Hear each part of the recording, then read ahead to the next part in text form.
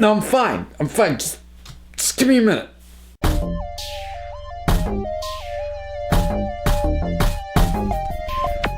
So yes, this particular Black Mirror review is earlier than I have been doing them. This had been a Wednesday fixture, but Legion's coming back, and that's going to take over the Wednesday slot, and I'm almost done with Black Mirror anyway, so that's getting moved forward to Tuesdays, and that's how I'll wrap up the last few of these. But right now, we got to talk about San Junipero. And reminder, spoilers, it's up there in the title.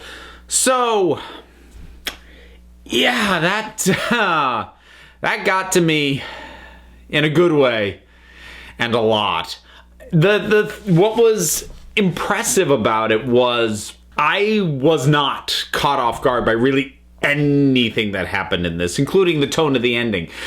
This I can actually blame you guys for down in the comments, because of various things folks have said in various one-off comments across other reviews. I think most of them were said in relation to Hang the DJ. I at least picked up the fact that San Junipero does not end in an existential black hole of sinking, dear God, what's the point of everything, that most Black Mirror episodes tend to end with. I knew it ended on a positive note. I didn't know anything beyond the specifics of that, but I knew that it had whatever version of a happy ending that Black Mirror tends to do. So in a way that was kind of spoiled to me. I think it probably would have been even more impactful for me than it was if I had been expecting everything to go to hell like it usually does, and it didn't.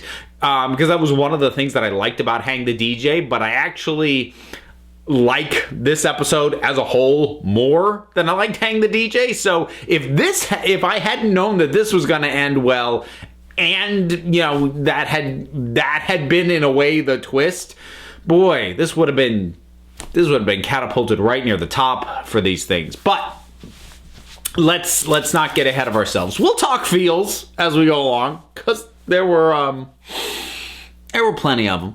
But in any case, I really like the lead actresses. They were both charming and enjoyable to watch and had great chemistry together. So that was a big win.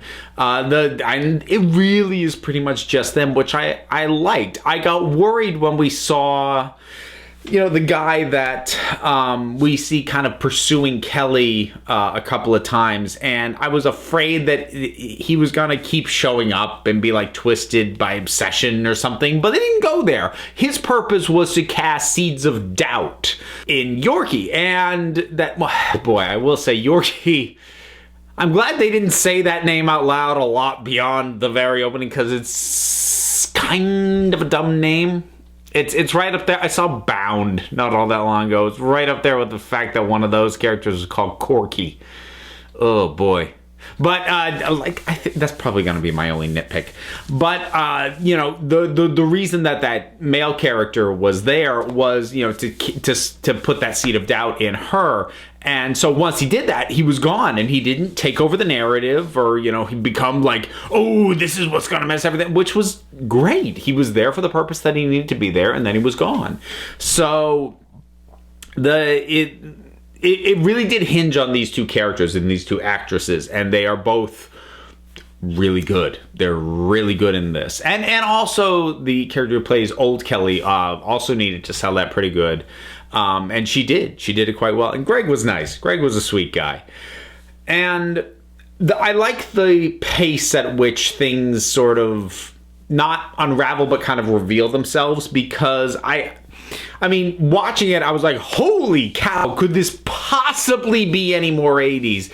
And it wasn't very long into it until I thought to myself, I would not be shocked if this is like a simulation that is just trying to be as 80s as humanly possible, which is basically what it was.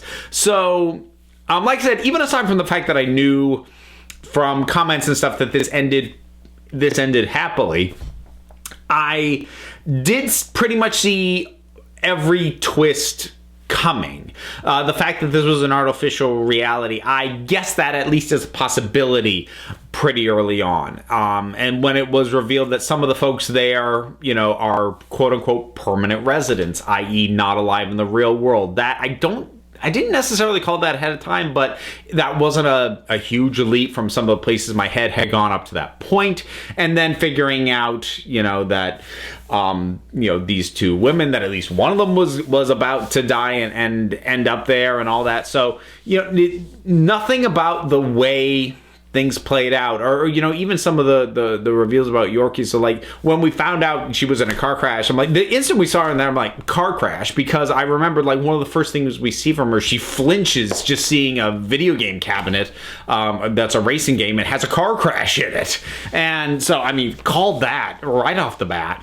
But at the same time, this is not about the plot machinations. This is not even really about the technology. This is about two people. This is about two people connecting, and in a way that probably neither of them were really prepared for, at least on the level that it happened. And the point at which this first started really connecting to me is the second time when Yorkie goes back to the club.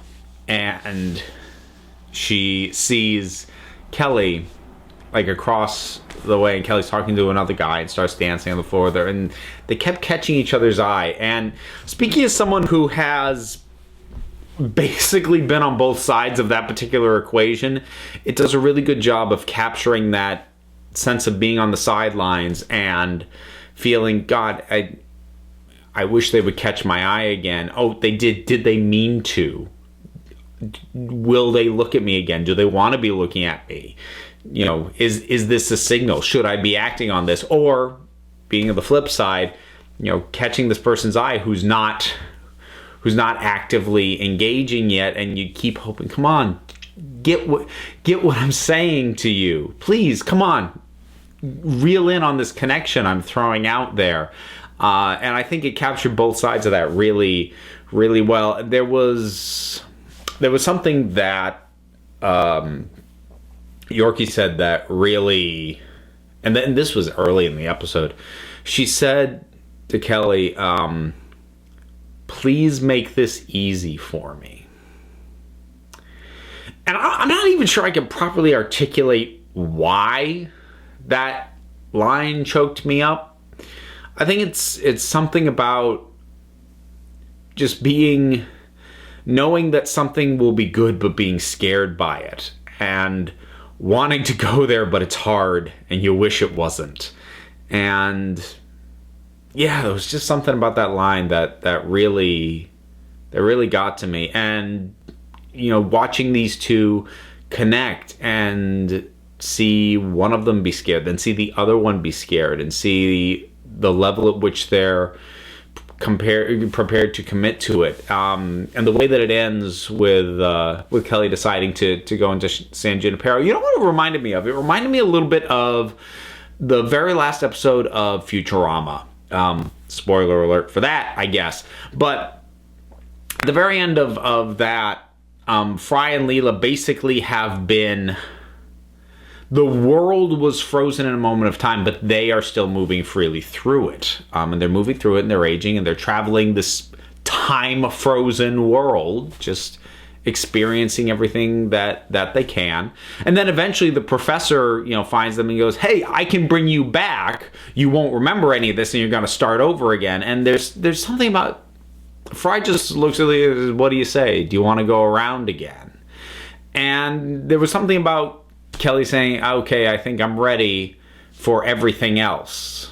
Her saying that line before herself becoming a permanent resident of San Junipero, it struck that same emotional note for me. So this was just really nice. And had a lot of nice touches throughout. Like as much as it was very drenched in the 80s, it was nice to see it at least touch on other eras and see all the 90s, all the 2000s stuff just oozing from every frame when we saw those eras. That was kind of fun.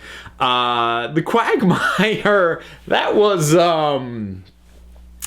interesting. Can I just say it's really annoying, at least as depicted in in TV and movies, that those kinds of clubs, I find myself going, okay, kind of wish it wasn't such crap music, because it's always this, harsh, screamy death metal kind of stuff. I'm like, can we get some at least some less ear bleeding music? Because otherwise, this seems kind of cool.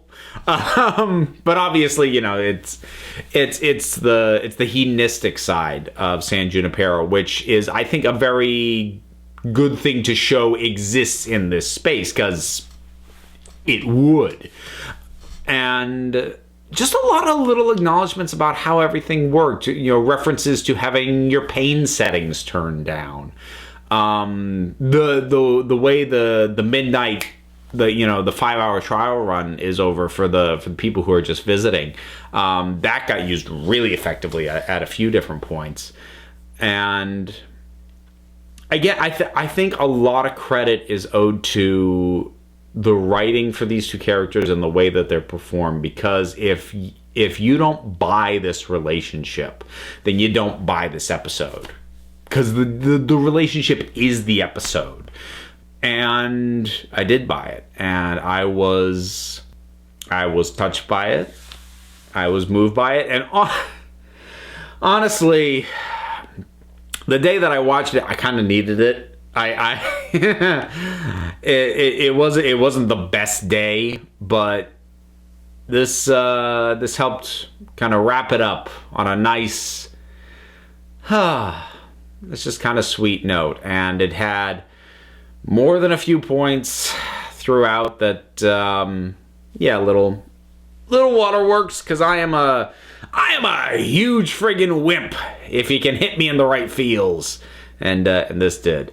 So, San Junipero, to compare it to the other uplifting Black Mirror episode that uplifting thoroughly. You could argue honestly that Nosedive at least ends on a ironically uplifting note, but to compare it to Hang the DJ, I do like this one better. And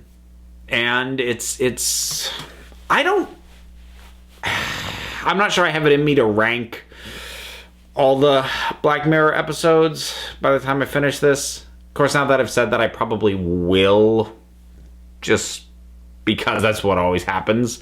Like I say, I'm not going to do that, and then I end up doing it. But this will be up there.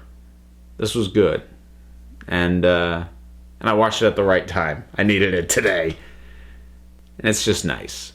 San Junipero! What were your thoughts on this particular episode of Black Mirror? Whatever they are, drop something down in the comments. Let's talk about it. There's all the stuff to do, like support me on Patreon, follow me on Twitter, listen to my podcast, etc., etc. Links for all that stuff is down in the description. So until next time, this council is adjourned.